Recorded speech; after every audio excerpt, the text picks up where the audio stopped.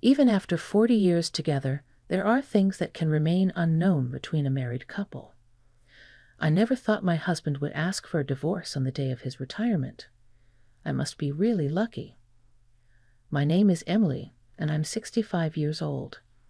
When I was 25, I married my husband, who was my coworker at the time, and we've been together for 40 years. Our only daughter, Catherine, is 35. She got married 8 years ago, moved out, and started her own family. So now it's just my husband and me living together. Life as an old couple continues without much change, but it's not bad to spend these trivial days together. My husband will retire soon, and I hope we can enjoy a relaxed life together in our old age. That's what I thought. My husband is somewhat traditional but gentle and quiet. We've been married for 40 years. I believe I've played the role of a good wife, following behind my husband. I quit my job when we got married and lived frugally as a homemaker. It was normal back then, and I never felt strange about this life. Continuing to follow and trust my husband felt natural to me, almost like a duty. It was because I loved him. That's why I might have noticed it. My husband was gradually changing. It was on a particular holiday that I felt a small discomfort. Oh, you're going out? Well, yeah. Where are you going so early in the morning? Do you have any plans? No, just a walk. I see. What about breakfast? It's ready. I don't need it. I'll be back late. I don't know why, but my husband hurriedly left the house. He usually spent his holidays watching movies or reading at home. Going out at 8:00 a.m. dressed up nicely, what was that about? But maybe he just wanted to go out alone for a change. At that time, I convinced myself of that. However, my husband started going out more frequently on holidays, coming back late at night. He left early in the morning and returned past midnight. The last bus had already left, so where was he and what was he doing? Going out again today? It's been frequent lately. Yeah. Will you be late again? What about dinner? I don't need it. His replies were curt. Moreover, he started treating me colder each day. Hey, what's with this lousy meal? Lousy? It's your favorite. Meatloaf, onion soup, and French fries. Do you think this meager meal will give strength to a tired man? It's the same as always. If you want something specific, just tell me, and I'll make it. That's not the point. I want you to understand what I want to eat without me telling you. He raised his voice, which he had never done before. In a bad mood, he left to eat out alone without touching my food. Many times I ate alone at the dinner table, tears streaming down my cheeks. My husband's changes didn't stop there. I'll be on a business trip next week. A business trip? You've never had one before. That's sudden. Shut up. Stop nagging about my work. That's not what I meant. I just said it's unusual. What do you know about work?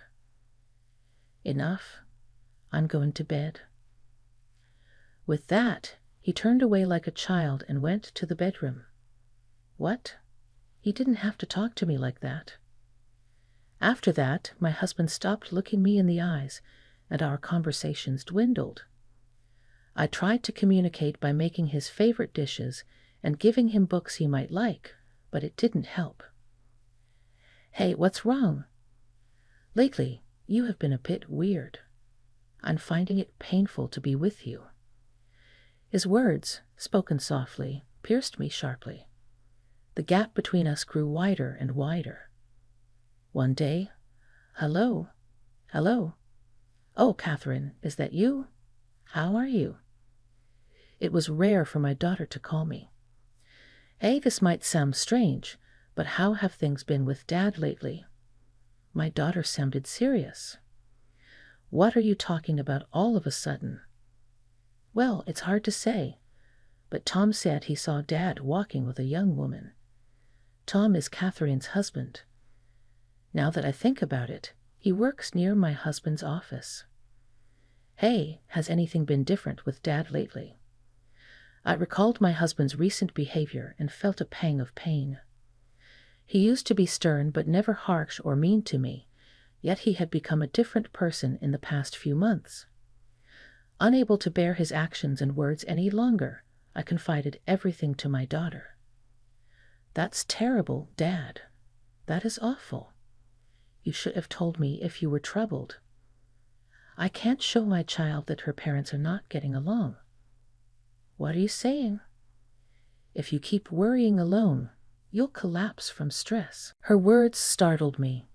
Come to think of it, I haven't been sleeping well, and my appetite has decreased. Stress was already eating away at me. Thank you, Catherine. It's okay, but Dad seems very suspicious. Should we investigate? Following Catherine's suggestion, I hired a detective agency to investigate my husband. I prayed in my heart, please let it be a misunderstanding. Please let my husband not be betraying me.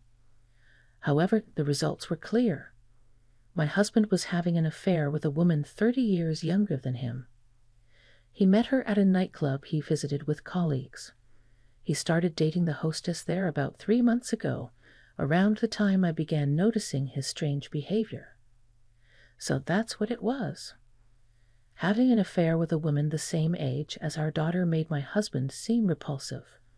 After insulting and hurting me, he was out having fun. I can't forgive him. Betraying a wife of 40 years. More than tears, I felt a surge of anger, and so the fuse for my retaliation was lit. First, I focused on gathering evidence before filing for divorce. If I had solid proof, he wouldn't be able to make excuses. I decided to get as much alimony as possible. That thought gave me some energy. Yes, I should divorce him quickly and enjoy my freedom alone. While working secretly with a lawyer on the divorce and alimony papers, my husband's retirement day approached. Should I at least appreciate his hard work on the day of his retirement? But a part of me couldn't genuinely wish him well. I was truly grateful for his financial support over the years. However, how could I care for a husband who betrayed his wife of 40 years? When I consulted my daughter, she said, "Why not give him the divorce papers on his retirement day? That should feel satisfying. Indeed, that might provide good closure." Can I join the discussion? Huh? You too? Why? Why do you think so? Because I can't forgive Dad. You're not alone, Mom. Thank you, Catherine. So, I decided to have my daughter present as we discussed divorce on his retirement day. On the day, after a brief round of farewells, my husband returned home by noon. His overly confident and fulfilled expression bothered me. "Oh, Catherine is here." "Yes," my daughter responded curtly, but my husband seemed unconcerned and spoke to me right away. "Emily, I need to talk to you." "Yes, what is it?" It had been a long time since we had a real conversation. The thought made me feel a sudden sadness. What were these 40 years for? "I found a woman I love. You're no longer needed. I'll give you $100,000, so leave this house." "What?" "I'll give you the money. Just disappear from my life. Don't make me repeat myself. I will live here with her, a younger and better woman than you." "Dad, what are you talking about?" "This doesn't concern you. Stay out of it." "Of course, it concerns me. This isn't fair." They started arguing. I sighed internally. I was cheering. My husband brought up the topic I was about to mention. How convenient. "So, you want a divorce?" "Yeah, that's right." "Can you explain everything in detail again?" "Fine."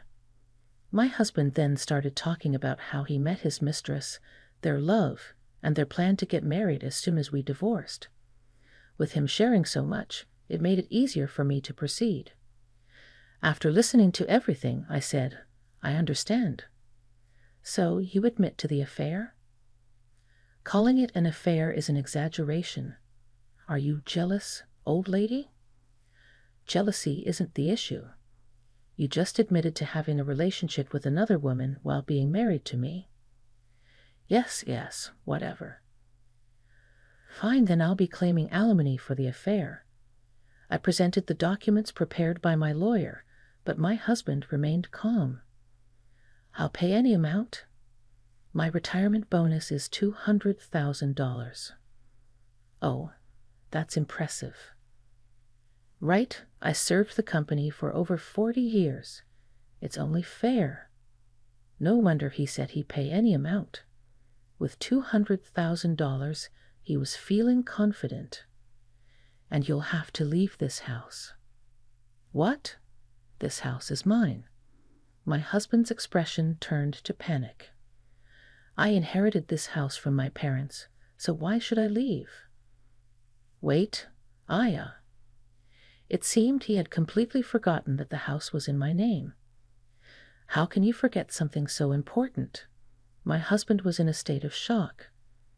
Anyway, I agreed to the divorce. I was planning to ask for one myself.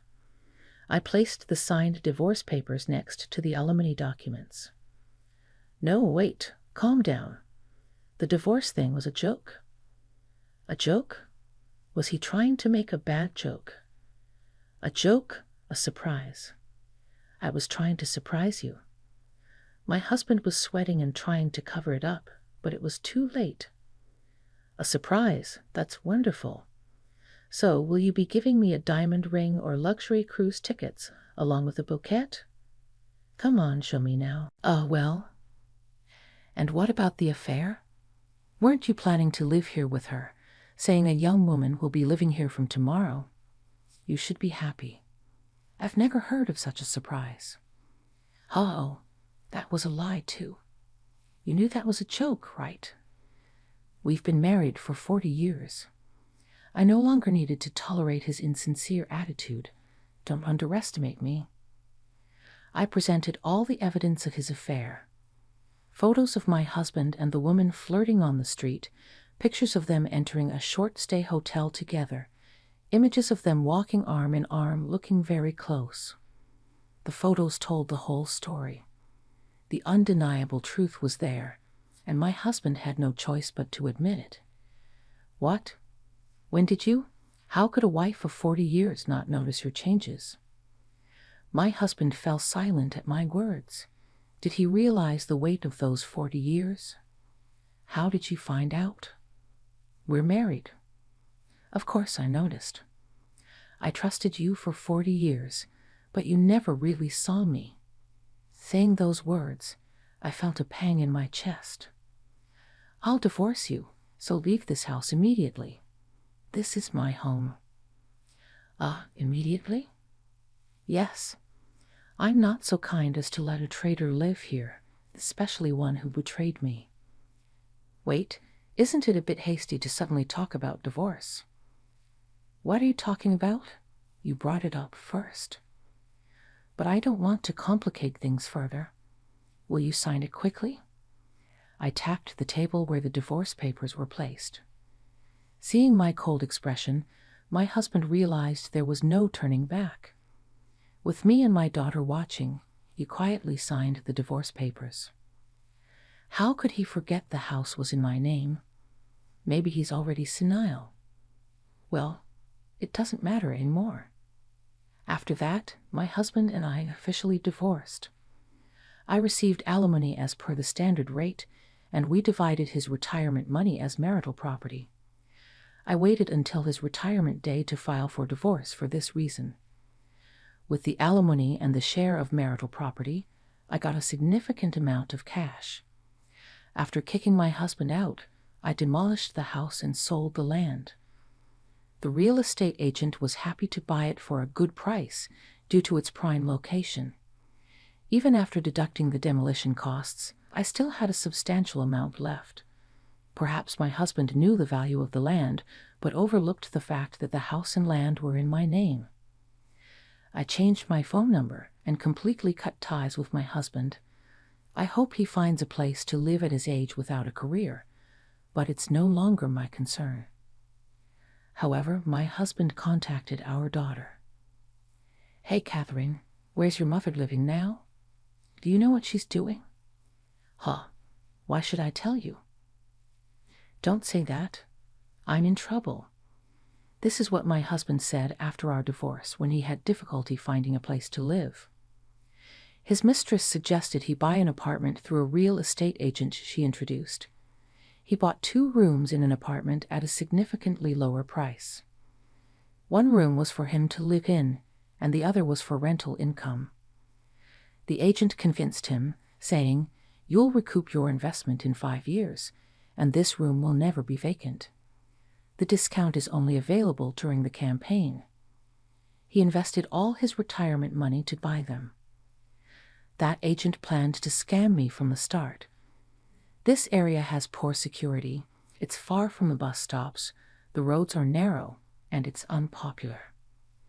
The apartment is old and has high repair costs, having many vacant units. It's a poor quality property no one wants. Since the mistress introduced him to the agent, they were likely in cahoots. I have no retirement money left, and I can't sell this apartment. No one wants to buy it, he said in a near-tearful voice. Mom is living a comfortable life abroad. She probably won't come back to the States. Don't bother her anymore. She's enjoying her life now. This is your own fault, Dad. What comes around goes around. Watching you makes me realize I can't do bad things. Goodbye." Catherine then hung up the phone. "You sure told him off, and you even lied about me being abroad." I had to say that. He was so selfish, and I couldn't stand it. Now he probably won't contact us again. "Thank you. I feel much better." "With pleasure," my daughter said as she poured coffee into my empty cup. "Mom, what will you do now?" "I plan to live on my own freely." "Emily, why don't you come live with us?" As we were talking, my daughter's husband suggested this. "It's fine. Don't worry about me." "Come on, Mom. He even says it would be better if you did." "That's right. I don't mind it at all. But I don't want to be a burden to you young couples." "What are you saying? You don't need to be reserved with your family." My daughter grasped my hand firmly. I thought my tears had long since dried up, but I found them streaming down my cheeks. "Thank you. You're still young, Mom. You have to enjoy the rest of your life." My second life was just beginning. The kindness of my daughter and her husband warmed my heart.